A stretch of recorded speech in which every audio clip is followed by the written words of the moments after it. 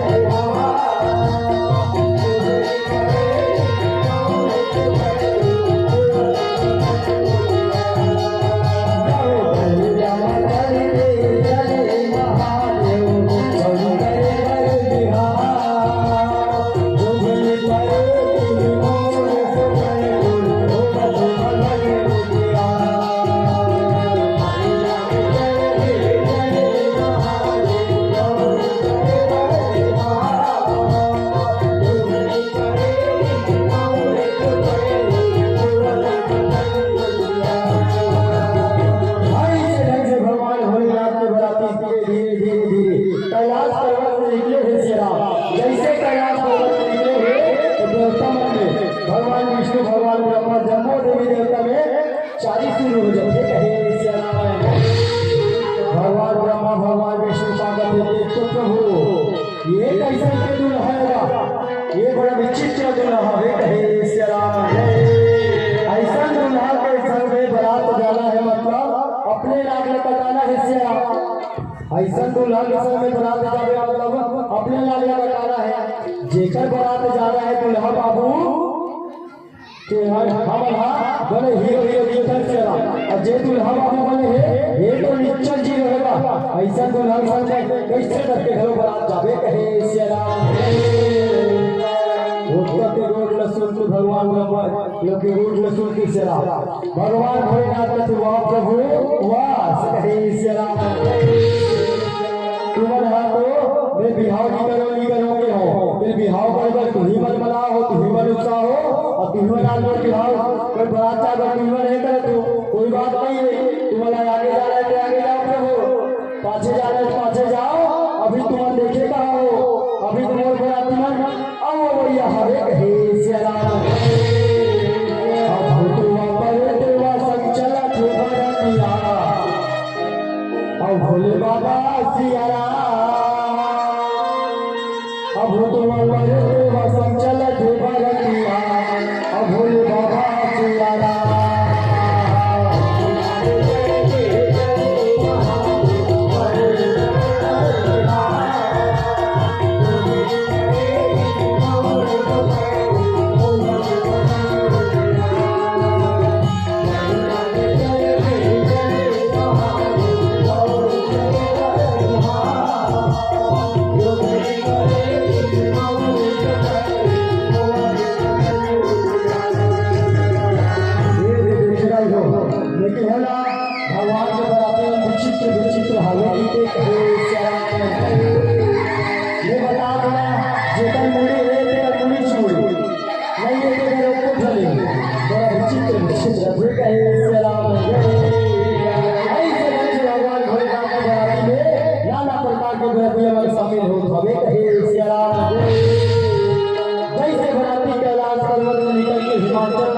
राजा का खबर मिला थे तो बराती भीतर के छाव में आ गए थे राजा रहा कौन अच्छा करते चलो मोर बराती में कोई प्रकार के दुख तकलीफ नहीं होना चाहिए कोई प्रकार के तकलीफ नहीं होना चाहिए कहे सलाम सुधर बरातिया माना पर घाले खान ओकर बाद घर में ला के खाना पीना में देबो कहे सलाम और राजा हिमाचल जन्म हो रामा और बराती पर घाले बरेरा अकाल के नारी मन सलामा और आवन लागे हेरा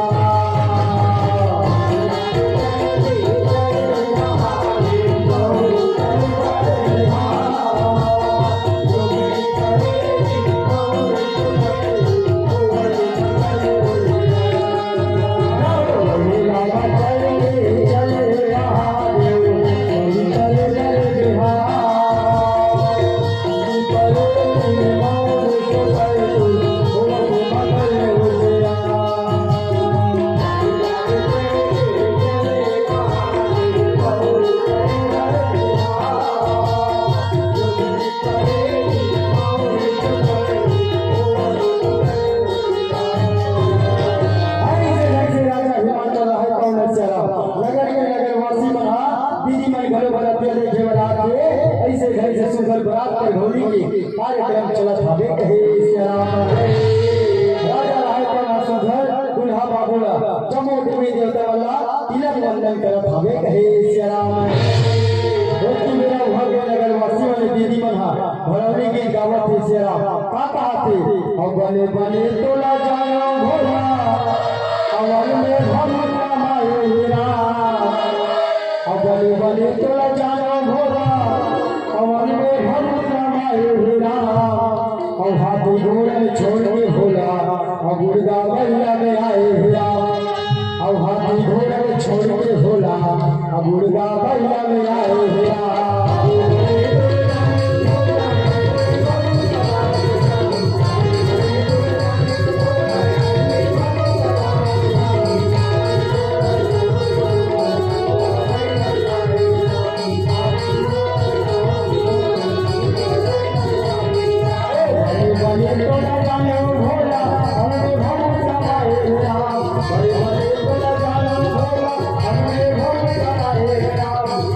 भोला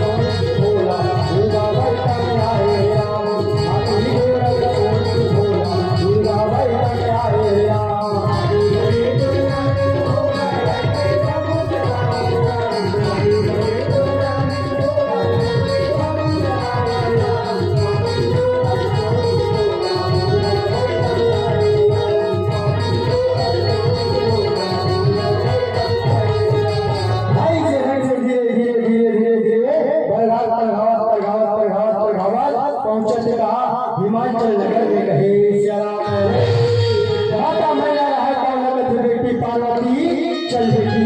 सखी सहेली के संग में चल बेटी फूलमाला की थाली में सजा ले सुबह हाथ वाले के लिए हो गई बेटी बरतिया में दुल्हा बाबू वाला घर के गुवाहाटी में पहुंच गए चल बेटी सखी सहेली के संग में चल गए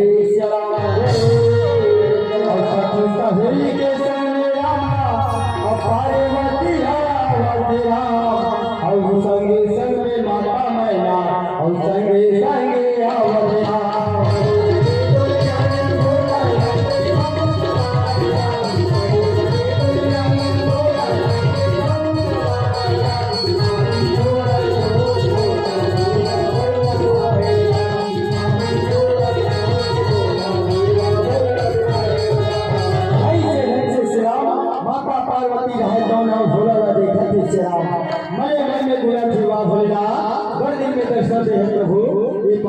पार्वती के प्रणाम स्वीकार करके कहे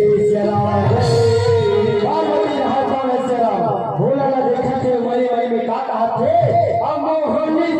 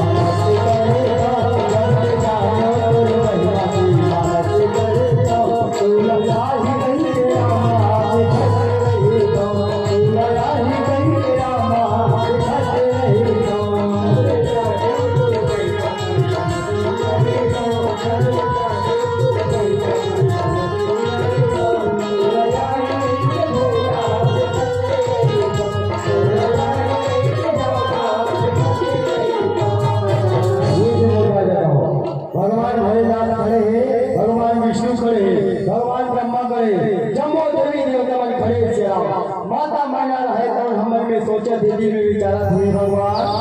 मोर दमान को हुई मोला नाराज होने के हित से जल्दी तो घर में बनाता ही महिला उस दिन तो दमान देखते कहते मोर फूल सन बेटे के सुघर जोड़ी कौन हो कहे सियारा माता महिला रहे तो हमारे मन में सोचा थे सियारा जैसे हाल लगाने के बिना आते दाई भगवान भोलेनाथ रहे तो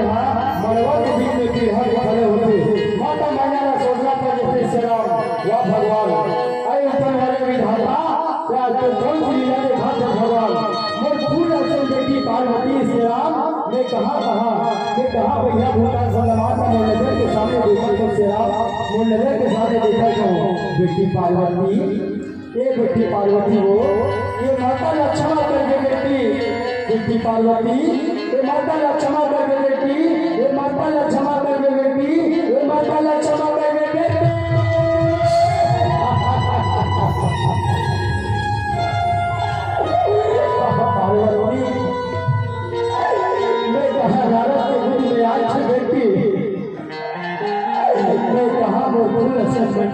राजकुमारी पार्वती ने कहा भैया भूतल तो संग लगा हो भगवती ये गाय बदला अच्छा मार के बेटी ये गाय बदला अच्छा मार के बेटी शराब माता मैया रहे कौन शराब नारद मुनि ने देखे कि नारद मुनि मैं तो काली आता है नारद मुनि तोला बार बार पूछो मोर जमान को नहीं कहेंगे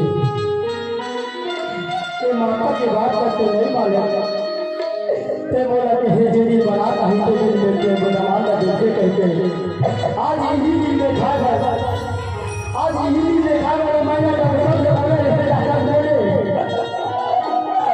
आज यही दिन में खा गया हमारा बोले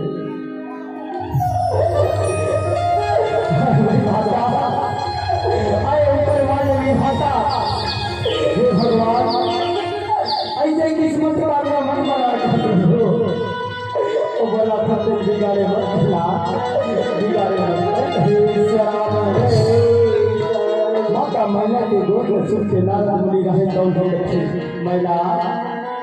ते मोर बात का ध्यान लगा के सुन मैना मोर बात का ध्यान लगा के सुन जिले ते मोर बेटी कथा सुना वो तोर बेटी रोए वो तो जगत जननी माता जगदम्बा माता सती तो घर में माता पार्वती के रूप में अवतार लेके आ है मैना जिले के भूता समझता साक्षात भगवान ब्रह्मा करे भगवान विष्णु करे जमो देवी देवता करे है मैना वो तो देवों के देव आदि देव भोलेनाथ भगवान भोलेनाथ सुंदर है कहे श्याम मैना पाया हम एक माया मैना इकर मन के तो जोड़ी जन्मों जन्मांतर तक है जन्मों जन्मांतर तक है मैना तो भगवान भोलेनाथ का तो दवात का हाथ मैना तो सुख स्वागत संस्कार कर कहे श्याम राजा के गोद में सुन के माता मैना रहे तो उनकी बेटी पार्वती चल बेटी दमाद बाबू आगू में खड़े बेटी चल सुघर जय माला लगा कहे श्याम माता पार्वती रहे तो भगवान भोलेनाथ का जयमाला गाने के मारी याद हो जाई सुघर आकर माने ने कहा बेटा अच्छा जाके निकली चल नहीं के भोले कहीं के माया होगा अतुरे दुआरी अतुरे अगारी ये मोरे भोला अतुरे दुआरी अतुरे अगारी ये मोरे भोला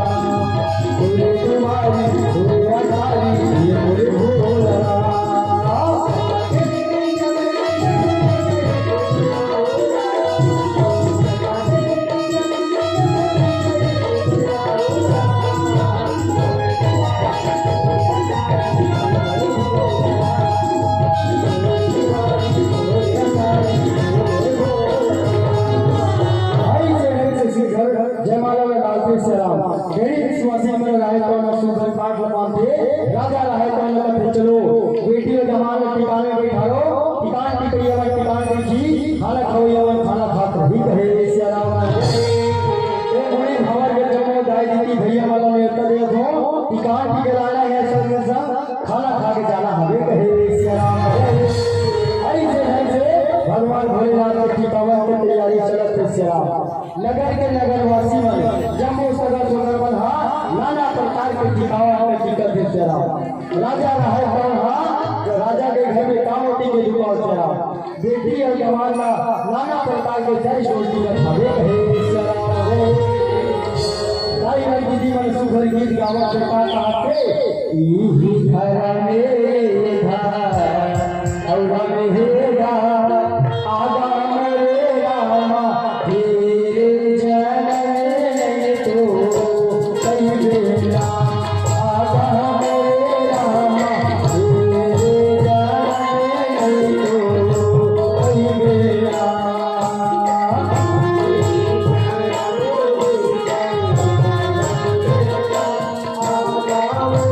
रामा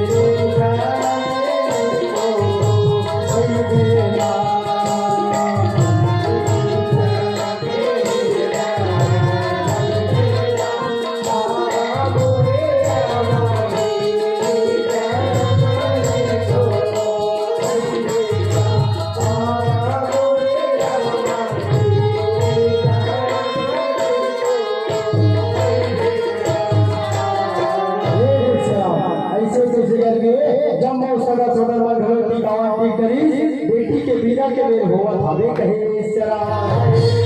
बेटी के विदा के बेर होत श्याम माता रे माता मैया रहे तो हम बेटी ला समझावा थे बेटी ए पार्वती पति के घर में जावे बेटी पति के सेवा बजावे सास ससुर ला भाई बजावे बरोबर समझिए बेटी ननद और देवर ला अपन भाई और बहनी के तरह समझिए कहे श्याम बेटी पार्वती इस ससुराल में जावे बेटी तो ससुराल में मरे निकलवे पार्वती फिर जियत मत निकलवे बेटी ये दाई दे दादा के सूरता लड़ाते रहे गोड़ लजाते रहे कहे श्याम हमारा पिता के राजे दुलारी तू न जाना रे करके तुम्हारी राम